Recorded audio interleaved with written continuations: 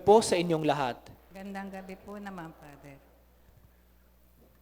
Marami sa atin gusto nating masanay sa luma. Ayaw natin ng pagbabago.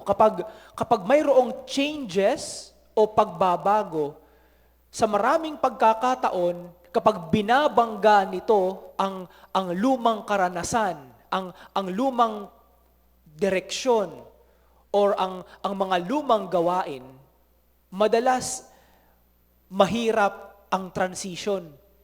Dahil kapag tayo nasanay sa luma, naging komportable na tayo. Sasabihin natin, sanay na kasi ako. Alam ko na ang mga pasikot-sikot sa lumang sistema. Bakit kailangang baguhin pa? We enjoy what is old and traditional, and sometimes we do not want change. Ayaw nating ng bago. Nakatuon lamang ang ating paningin kung ano ang luma.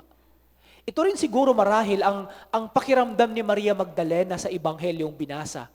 Nung tumingin siya kay Jesus, bakit hindi niya nakilala si Jesus? Kung ating babalikan, si Maria Magdalena, araw-araw or practically araw-araw kasama niya si Jesus. Kaya napaka-imposible na hindi niya makilala si Jesus. Pwede siguro nating sabihin, dahil siguro lugmok na lugmok siya sa kalungkutan. Pwedeng ganun. Pero nasa harapan niya si Jesus, ang kanyang Panginoon na ilang taon niyang laging kinakasama at araw-araw niyang nakikita ang kanyang mukha at ang kanyang boses lalong-lalo na. Pero hindi niya nakilala si Jesus. Hindi niya nakilala si Jesus. Bakit? Dahil ang Jesus na nasa harapan niya, ang nabuhay na Kristo.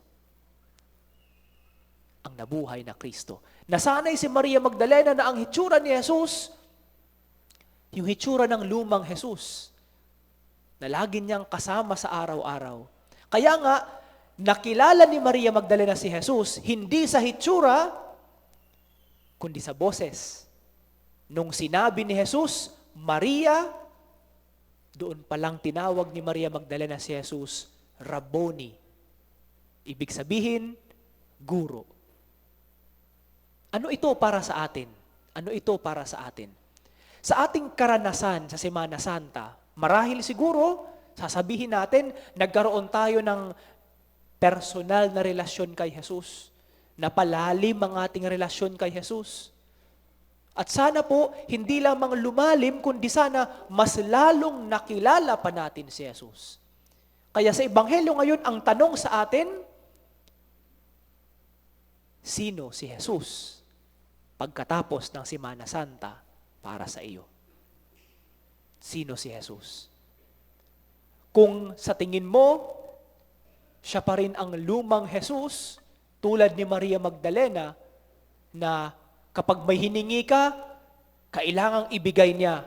Kapag may kailangan ako, magdadasal lang ako kay Jesus, sa Diyos, ibibigay niya sa akin. Kung hanggang ngayon, ganun pa rin po ang ating pagkilala sa Diyos,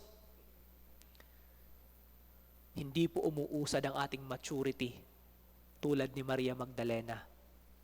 Nananatili pa rin ang ating focus na katuon sa ating lumang pagkilala kay Jesus.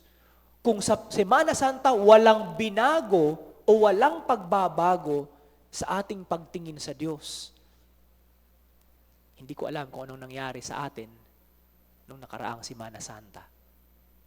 Kaya siguro sa Ebanghelyo ngayon, sa ating pagninilay, marapat na tanungin natin ang ating sarili. Pagkatapos ng napakaraming mga gawain, sa pakikinig ko sa mahahabang mga Ebanghelyo at pagbasa, kung naintindihan ko man ang sinasabi ng pari sa homily during the Holy Week, ngayon, sino ba si Jesus para sa akin? Sinong Jesus ang hinahanap ko? Ano ang relasyon ko, ang personal na relasyon ko kay Jesus? Tulad ba kay Maria Magdalena na makamundo pa rin? O ang ating relasyon sa Kanya ay